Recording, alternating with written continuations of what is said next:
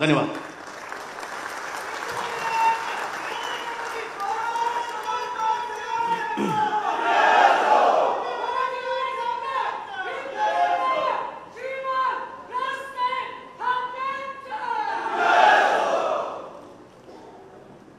इथे जमलेल्या माझ्या सर्व वरळीकर बांधवांनो आणि भगिनींनो,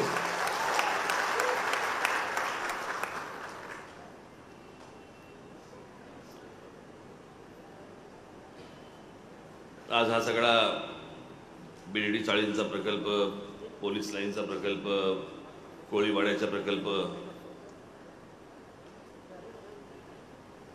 मला ही बिर्डी चाळ समोर दिसली की मला फक्त माझं बालपण आठवतं. वडिलांबरोबर येणं असायचं इथे माझं. आता कुठच्या इमारतीमध्ये राहायची मला कल्पना नाही, परंतु आमचे एक डॉक्टर देशमुख म्हणत होते, होमिओपॅथीचं औषध देणारे, ते इथे या बिर्डी चाळीमध्ये राहायचं. त्याच्याबरोबर म्हणजे त्यांच्याकडे वडिलांबरोबर येणं बऱ्याचदा असायचं, एक तर वडिलांबरोबर किंवा बाळासाहेबांबरोबर. त्याच्यामुळे हा तसा माझा परिचयाचा भाग आहे लहानपणापासूनचा. आज गेले अनेक महिने माझ्याकडे बिर्डी चाळीचे लोक येत आहेत,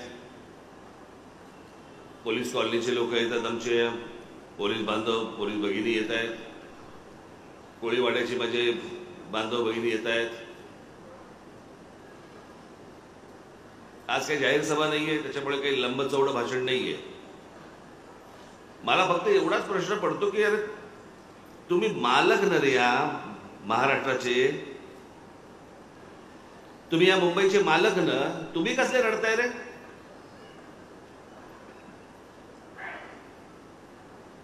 बाहेरच्या राज्यांमधनं लोक इकडे येतात, इकडे झोपडपट्टे वसवतात आणि फुकटामध्ये घरं घेऊन जातात.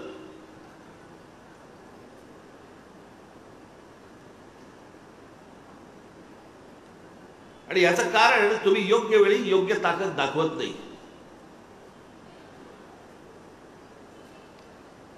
एरवी 5 वर्ष भांडणार आणि ऐन मौकेच्या वेळेला घरंगळत जाणार. आणि समोरच्या नाही माहितीये देवीची पद्धत, हे जाऊन जाऊन जातील कुठे. त्याच्यामुळे तुमचे प्रकल्प रखडत राहणार. आणि जे बाहेरून येतात ते ज्यावेळेला त्यांची टगेगिरी ज्यावेळेला त्यांची सुरू होते, त्यावेळेला त्यांच्या म्हणण्यानुसार त्यांच्या गोष्टी त्यांना मिळतात, हातामध्ये येतात त्यांच्या. मला आजही आठवते त्या बांद्रा कुर्ला कॉम्प्लेक्समध्ये, ज्याला बरीच वर्ष झाली, मी ही गोष्ट तुम्हाला सांगतोय सर, पण एक 20-22 वर्षापूर्वीची गोष्ट, 21 वर्ष तर नक्की. 20 वर्षापूर्वी तिकडच्या झोपडपट्टी धारकांना, तिथं झोपडपट्ट्या अनधिकृत, ऑफर काय होती, एक तर घर मिळेल तुम्हाला किंवा 1 कोटी रुपये मिळतील. 20 वर्षापूर्वी 1 कोटी रुपये. आणि आमच्याकडे काय चाललंय, आम्हाला एवढे स्क्वेअर फूट वाढवून द्या. एक अजबच प्रकार मला ऐकू आला इथे. 2 कुटुंबांच्या मागे एका गाडीचं पार्किंग. म्हणजे आज हा चालवणार, उद्या मी चालवणार असं.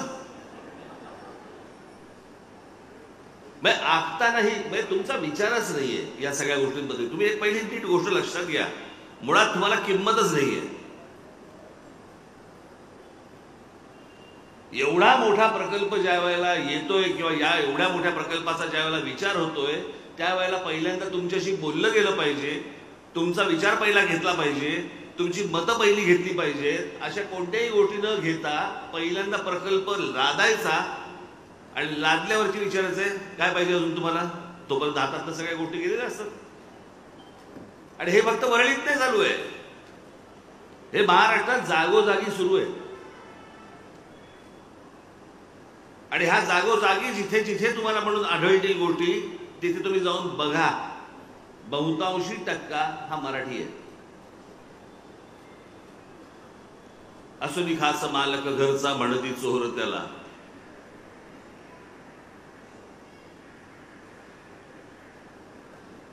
कारण हे जे तुमच्या बाबतीत जी लोक करतायत, जे आजपर्यंत तुम्हाला शासन म्हणून मिळाले, त्याच सर्व लोकांना आतापर्यंत मतदान होत आलं. त्यांचे आमदार आले, त्यांचे खासदार आले, त्यांच्याच सगळ्या गोष्टी होत आल्या.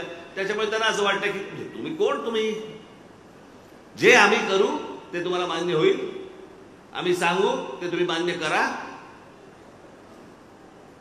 याच पद्धतीचं धोरण जर समजा पुढे राबवायचं असेल, असंच होणार, याच्या पलीकडे काही नाही होणार. असेच फक्त तुम्ही आरडाओरडा करत बसणार, आयत्या वेळेला काहीतरी तुमच्या समोर काहीतरी टाकले जाणार 4 तुकडे, आणि तुम्ही समाधानाने गप्प बसणार. तुम्हाला जर समजा स्वाभिमानाने उभं राहायचं असेल, जगायचं असेल, तर पहिला तो स्वाभिमानी मणका जो आहे ना, तो तंदुरुस्त करून घ्या. म्हणजे जे वाटेल ते येतात आणि वाटेल त्या गोष्टी लागतायत ना, अशा गोष्टी होणार नाहीत.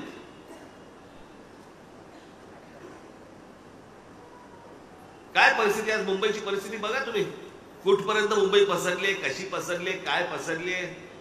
जाऊन त्या पुण्यामध्ये बघा, पुण्यामध्ये तर 5-5 पुणी आहेत, वेगवेगळं पुणे आहे, वेगवेगळ्या ठिकाणी माहितीच नाही. येत आहेत लोक, राहत आहेत लोक, कुठे जात आहेत, काही करतायत. आज इथे हा वरळीचा भाग देखील मी त्या सगळ्या अधिकाऱ्यांना बोलून घेतलं. डेव्हलपमेंट प्लॅन होतो आपल्याकडे, पण टाउन प्लॅनिंग होत नाही.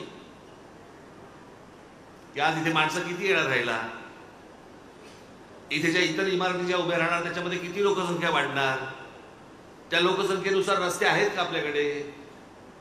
एवढी मोठी जर समजा टाउनशिप जर समजा उभी राहत असेल, तर तिकडे शाळा मुलांसाठी येणार आहेत का, कॉलेजेस मुलांसाठी येणार आहेत का, हॉस्पिटल्स येणार आहेत का, चांगले डॉक्टर्स येणार आहेत का, चांगली मार्केट्स येणार आहेत का, चांगली थिएटर्स येणार आहेत का, मराठी नाटकासाठीचे थिएटर्स येणार आहेत काय, कसला विचार काय दिसतोय का काही. कारण आम्ही विचारत नाही, आम्ही फक्त कशाला अडकलोय, आमचे 300चे 200 करा, 400 करा, 400चे 250 करा.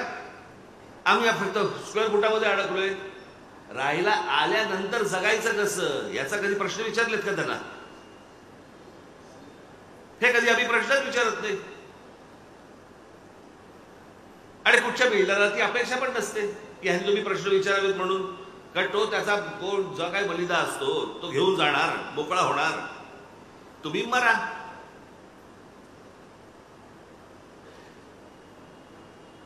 आम्हीच प्रश्न विचारत नाही होत.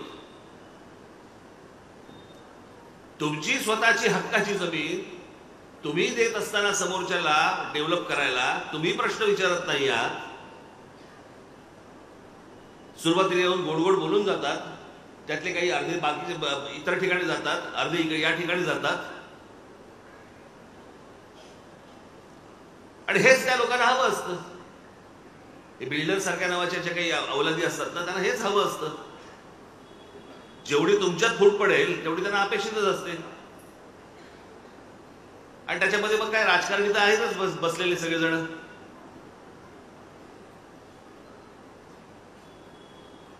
तुम्ही स्वतः एकत्र राहणं गरजेचं आहे, तुम्ही स्वतः एकत्र विचार करणं गरजेचं आहे, आणि एकत्र विचार करून एकमुखाने त्यांच्या समोर बोलणं गरजेचं आहे. तर तुमच्या हाताला काहीतरी गोष्टी लागतील. आज हे संदीपने हे विजन वरळी ठेवलंय. अनेकदा मला हे चॅनलचे लोक मला बोलवतात, विजन महाराष्ट्र, पुढच्या 10 वर्षांनी महाराष्ट्र कसा दिसेल. 10 वर्षाचा विचार नसतो करायचा. राज्य आणि राष्ट्र उभं करायचं असेल ना, तर 200-200, 300-300, 500-500 वर्षाचा विचार करून राष्ट्र उभं करायचं असतं. पुढच्या 10 वर्षात काय होणार आहे, 10 वर्षात काही होत नसतं. 10 वर्षामध्ये अजून वाट लागलेली असते, याच्या पलीकडे काय होत नसतं. जर आपल्याला विचार करायचा असेल, आज मुंबई सारखं शहर अनेक लोकांनी साधारणपणे 30-40 वर्षापूर्वीची मुंबई पाहिली असेल, अनेक लोकांनी स्वतः डोळ्यांनी पाहिली असेल, आज तिकडे आहेत. बाबा एक काहीतरी त्याला कॅरेक्टर होतं. एक बाबा ती लाल बस दिसली की ही मुंबई, काळी पिवळी टॅक्सी दिसली की ही मुंबई. एका प्रत्येक शहराचं एक कॅरेक्टर असतं. जसं तुम्ही जर समजा लंडनला गेलात तर लंडनची एक लंडन टॅक्सी असते. तुम्ही जर न्यूयॉर्कला गेला तर न्यूयॉर्कची एक टॅक्सी असते, तिकडच्या बसेस असतात. प्रत्येक शहराचं एक कॅरेक्टर असतं, कॅरेक्टर. आज आमच्या देशामध्ये कुठच्याही शहराला कॅरेक्टर उरलेलं नाही. हे शहर, या शहराची ओळख काय? काही नाही. आमच्याकडे कसले ओळख कसली आता? हे आमच्याकडे फ्लायओव्हर्स होत आहेत, ब्रिजेस होत आहेत. कशासाठी होत आहेत ब्रिजेस? माझा कुठच्याही डेव्हलपमेंटला कधी विरोध नाहीये माझा, नसणार. पण हे सगळं कोणासाठी आणि कशासाठी होतंय?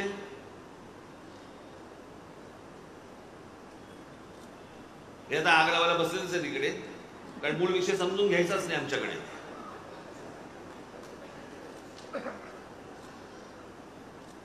देखो राज ठाकरेंनी वापिस जहर उगला. मूळ विषय बघायचाच नाही. एक एवढीशी जागा आहे, या एवढ्याशा जागेमध्ये किती माणसं राहू शकतात? त्याला काही मर्यादा आहे की नाही? आणि बघ, ज्या वेळेला माणसं ज्या वेळेला वाढायला लागतात, आज मुंबईचं समजा लोकसंख्या बघितली, या मुंबईच्या लोकसंख्येमध्ये बाहेरून आलेल्या लोकांची संख्या किती आहे? आणि मग ते येत आहेत म्हटल्यानंतर त्या सुविधा केल्या पाहिजेत, मग रस्ते केले पाहिजेत, मग ब्रिजेस बांधले पाहिजेत, मग फ्लायओव्हर्स बांधले पाहिजेत, मग एवढ्या इमारतीमध्ये येत आहेत. एवढी सगळी ती मुंबई वाढत जाते. वाढत जाण्यामध्ये इकडच्या लोकांचा लोकसंख्या वाढवण्यात हात नाहीये, येणाऱ्या लोकांचा आहे. आणि मग त्यांना सुविधा देण्यामध्ये आम्ही आमचा खर्च करतोय, आणि आमचा सगळा पैसा हा या शहरांमध्ये खर्च होऊन महाराष्ट्राला मिळत नाहीये. आमचा शेतकरी आत्महत्या करतोय.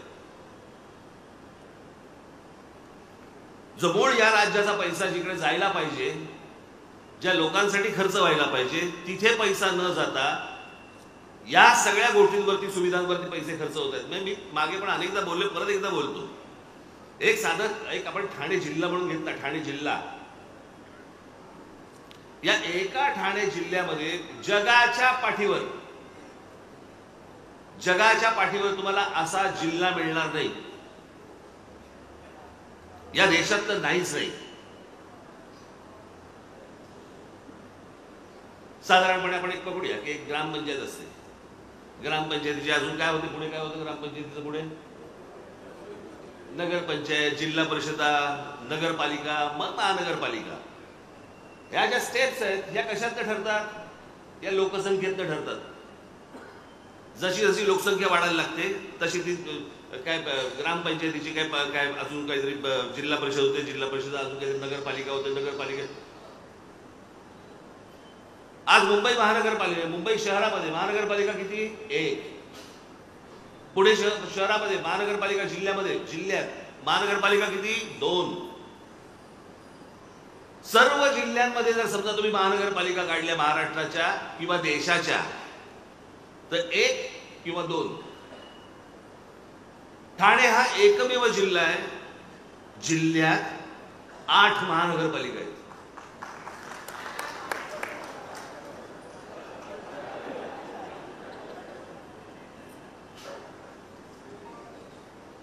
ती टाळी एकदा आपण गालावर वाजून घेऊ. 8 महानगरपालिका. ठाणे जिल्ह्यातल्या लोकांनी लोकसंख्या वाढवली नाही. तुम्ही जर सेन्सेक्स पाहिला, त्या सगळ्या गोष्टी जर नीट पाहिल्या, तर तुमच्या अशा गोष्ट लक्षात येईल की बाहेरच्या राज्यांमध्ये येणाऱ्या लोकांची सर्वाधिक लोकसंख्या ही ठाणे जिल्ह्यात उतरली जाते. मग ती मुंबईमध्ये येते, मग ती पुण्यामध्ये जाते, पण पहिली येते ती ठाणे जिल्ह्यामध्ये येते. कुठून आणणार सुविधा? या सगळ्या शहरांमध्ये हे सगळे पैसे खर्च होत आहेत. इथला माणूस सुखी झाल्यानंतर जर बाहेरचा माणूस आला तर समजून घेऊ आम्ही, सांभाळून घेऊ आम्ही. पण इथला माणूस पहिल्यांदा बेघर होतोय आणि बाहेरच्यांना पण आम्ही कडेवरती घ्यायचं, हे कसं शक्य होईल?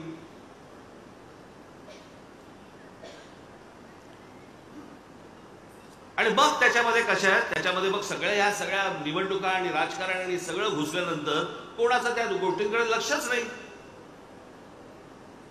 मूळ विषयापासून तुम्हाला दुसरीकडे न्यायचं, एवढा फक्त राजकारणाचा उद्योग सुरू आहे. तुमचं मूळ विषयाकडे लक्षच जाता कामा नये.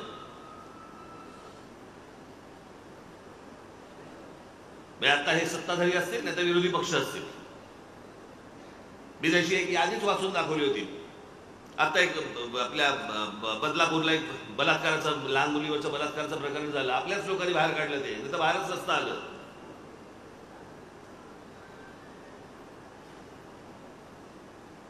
मग लगेच सगळे जण सुरू झाले या सरकारवरती टीका करण्यासाठी आणि ह्याच्यावरती की कसा बलात्कार कसे काय होतं.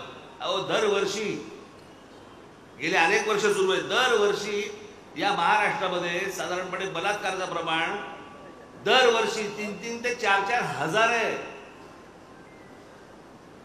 एक काय घेऊन बसलाय तुम्ही? आणि हा गव्हर्नमेंटचा आकडा सांगतोय मी, सरकारी आकडा सांगतोय मी. त्या दिवशी नागपूरच्या पत्रकार परिषदेमध्ये मी वाचून दाखवले ते आकडे सगळे.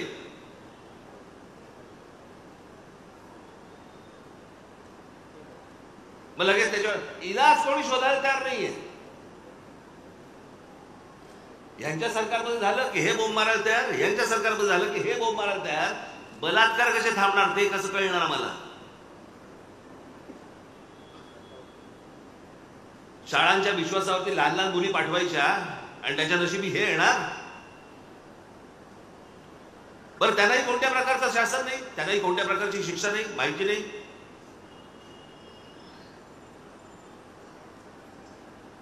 याचं कारण तुम्हाला फक्त भरकटवत राहायचं, भरकटवत. मागे तो एक विषय काढला होता, अरबी समुद्रामध्ये छत्रपती शिवाजी महाराजांचा पुतळा.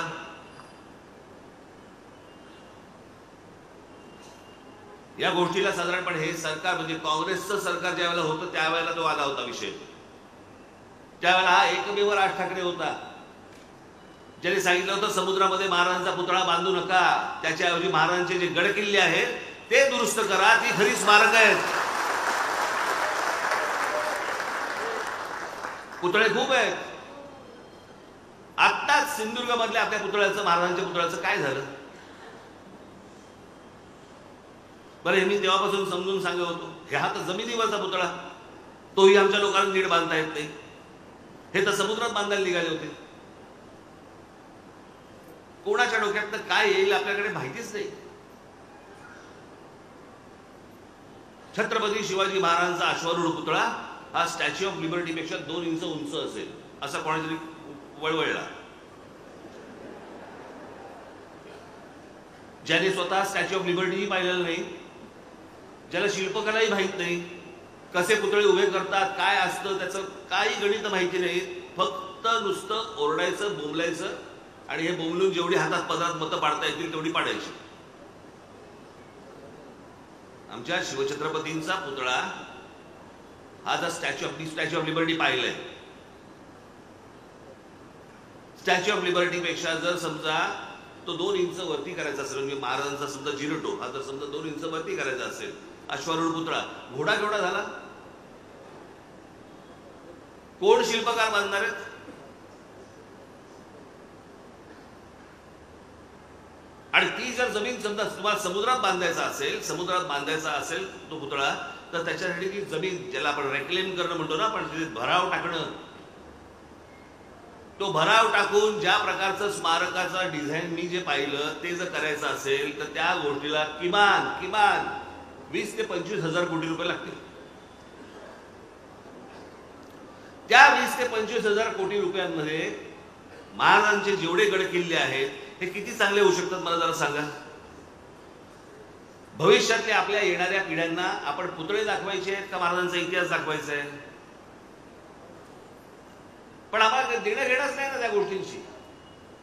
निवडणुकीच्या तोंडावरती येऊन वारेमाप काहीतरी वाटेल ती गोष्ट बोलायची, निघून जायचं. तुम्ही मतदान करून मोकळे होता, झालं. 5 वर्षानंतर 5 वर्ष तर गेली. आताही येतील तुमच्याकडे. मग असे आपले कोण गृहस्थ आपले आपण ह्यांना मी सांगितलं होतं, म्हटलं मला पहिलं तपासू देत, होऊ शकते की नाही होऊ शकतं. आणि मग त्याच्यातनं मी त्यांना सांगितलं की ह्या सगळ्या गोष्टी घडू शकतात, ह्या सगळ्या गोष्टी होऊ शकतात. पण ही गोष्ट करत असताना तुम्ही ठाम राहणं खूप आवश्यक आहे. मगाशी अनेक जण बोलले संदीप सारखा आमचा हिरा, खरंच हिरा आहे तो.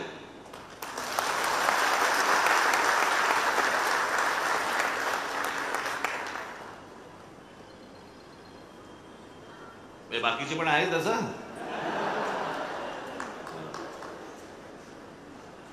पण अत्यंत संदीप हा अत्यंत राजकीय दृष्ट्या किंवा या संपूर्ण भागाच्या बद्दल अत्यंत जागृत असलेला मुलगा आहे. तो अत्यंत अभ्यासू आहे, विषयावरती बोलणार आहे आणि जर घडू शकतं तर हो म्हणून सांगणार आहे, घडू शकत नसेल तर नाही म्हणून सांगणार आहे. आज त्याने हे तुमच्यासाठी हे विजन वरळी ठेवलेलं आहे. एकदा बघून घ्या, तुमच्या संकल्पना सांगा, तुमच्या कल्पना द्या. पण उद्या ज्या वेळेला परत बाहेरचे लोक येऊन ज्यावेळेला वरळीचं मातेरं होईल ना, त्यावेळेला त्याच्यानंतर पश्चातापाचा हात एवढंच फक्त कपाळावर मारणार. दुसऱ्यांच्या हातामध्ये या सगळ्या गोष्टी द्यायच्या, बाकीचे सगळे निघून जातील. कोणी तुम्हाला तोंड दाखवणार नाहीयेत, कोणी हाताला पण लागणार नाहीयेत. पण आम्ही सदैव तुमच्या बरोबर आहोत. हा भाग चांगला व्हावा, हा भाग चांगला व्हावा. अहो, वरळीचा किल्ला आहे आमचा इकडे, तिथे तो मायूंचा किल्ला, तो मागे आम्ही सोडून घेतला. सगळं अनधिकृत सगळं भरलं होतं त्या किल्ल्यावरती, सगळं तोडून मोडून बाहेर काढायला लावलं. मला फक्त तुम्हाला एवढंच सांगायचं आहे, जे चांगलं काम करतायत त्यांच्या पाठीशी शाबासकीची थाप बसणार आहे की नाही बसणार आहे? की ज्यांनी आजपर्यंत एवढा सगळा गोंधळ घालून ठेवलाय राजकीय, सामाजिक आणि सगळ्याच दृष्टिकोनातनं, त्यांच्याच जर पाठीवरती जर समजा परत थाप बसणार असेल तर तुम्हाला काय हात जोडून जातं. अजून दुसरं मी काय करू शकतो?